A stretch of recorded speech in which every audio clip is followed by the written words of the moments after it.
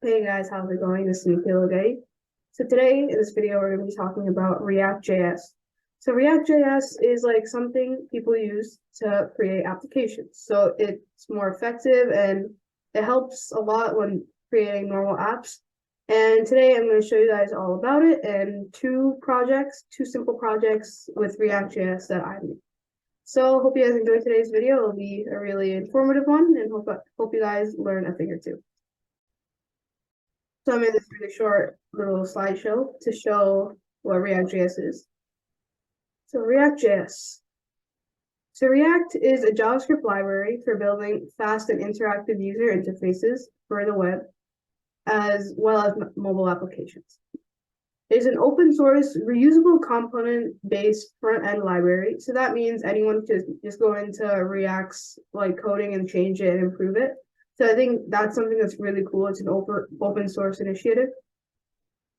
So in a model view controller, React is a view, which is responsible for how the app looks and feels, which is also really good. And did you know? Okay, I skipped the slide. So did you know React was created by Jordan Walke, who was a software engineer at Facebook? So React was designed and created by a software engineer at Facebook. I think that's really cool. So all right, let's take an example. So here I have Instagram of Mr. Who's the Boss. So there's a lot of components in most of these applications, and components are like the main objective of React. It makes the components reload better, and it'll always increase the performance of every application. So first and foremost, let's first divide this entire application into components. So first, this one. So this, you can say, is the search component. So then we can say this is the profile description. This is the profile description component. And we can say this is like the tag. This is like the tags component. And this is the story component. This is the story component. So what React does is one of the main things that it does is it increases application performance. So it only refreshes the things that need to be refreshed. So that always lowers the stress on the website. So let's say they search something and they don't want, so let's just say we search someone else like Mr. Beast. Let's say we search up Mr. Beast. And then we just want all of this to change, all of this, but we don't need this or this to change, right? So that's why that's what React is for. So it'll make sure only the things that need to be changed will be changed. So now let's go to one of the small little projects that I've made with React. It's just a button click. So just clicking on me will make the counter rise up. So let's head to that. So this is one project that I made with React. This is very simple. It's just like a click button project. So first, so I can walk you guys through, then we'll run the project and then we'll see what happens. So import React, so it's just saying we want to use React, and then new state, declaring new state. So function is declaring a function for a counter, like the counter that goes up. So const variable with the parameters of count and set count, and it's setting new state to 0. And now it's saying hand click equals set count plus 1. So every time you click it, you handle click it, it goes up by 1. So the return is the count, the tag, and then button on click me. So when you click the button, then hand click will function, and then the click me button. So to run a project on Visual Studio Code, you have to create a new terminal. So the terminal is already made here, but let me just exit this out and click terminal, new terminal, and then so you can click you can write npm start and then enter. And then it'll render all of it, then click yes, click enter. And then it will update this. And now we have this. So this is the click me. So every time you click it, it will go up. So this does seem like a project that you can do with anything, but it's just like an example. And what it's doing that's different from everything else is only updating the counter. It's not updating this or the button. It's only updating number, like the counter.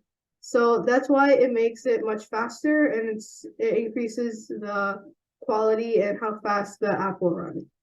So now let me show you guys one more project, which is a little more complex. I mean, it's not that complex, it's more of like an if conditional project. So let's go to that. This is the other application. So in this application, so I'm just gonna go through the important parts. So first, so it says let logged in equals false, and then let weather equals 70. So this is just declaring variables. So we can delete the weather. We're just going to focus on the logged in for now. So this is not that important. I'll explain it in a following video. So here it declares a function header, and it will return a list home about contact, and then it will say, so this is like the if condition part of it in Visual Studio. So it says logged in. So if logged in is equal to true, then the logout button should appear. Or, I mean, if else, then the login button should happen. So when I run, so we can ignore all this for now. And so if I run the program, what do you guys think will happen? So let's see. So npm start, enter. And we enter again. So here it says home about contact log in. So let's see why it says login. So it says if logged in is equal to true, you can do the logout button, or you can do login button. Here it says logged in is false. So that means it should, so this condition is false. So then it would say this. So but now if we change it to true, if we change this to true, okay, if we change this to true, then we have to save it. So if there's like a blue circle that says 1, you can click anywhere, like Control S, make a new terminal with this plus sign, click up, the up arrow, and then enter. Then enter again. What happened? Compile problems, whether, oh, okay, all right. So we can delete all this. We can delete that. Okay, what, oh my god. All right, let's just delete all this. There. Wait, what happened? To the side.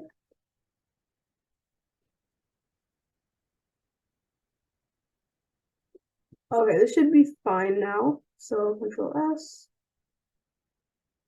Okay, what's the problem? So expected. This is expected. 1 second, guys. All right, so I just re-put everything back.